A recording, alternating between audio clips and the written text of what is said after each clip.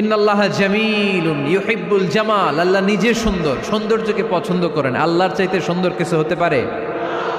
চিল্লায় বলেন পারে? পৃথিবী সুন্দর, মানুষ সুন্দর, আসমান সুন্দর, জমিন সুন্দর, সুন্দরে সুন্দরে পাল্লা,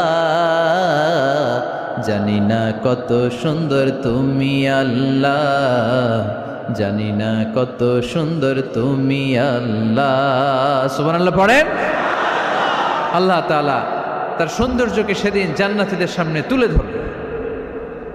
এই সূরাটা নাজিলের একটা ব্যাকগ্রাউন্ড আছে। আল্লাহর হাবিব সাল্লাল্লাহু আলাইহি সাল্লাম মক্কার জমিনে কাফিরদেরকে দাওয়াত দিতে লাগলেন, আল্লাহর ইবাদত করো, আল্লাহর জিকির করো, আল্লাহর প্রশংসা করো।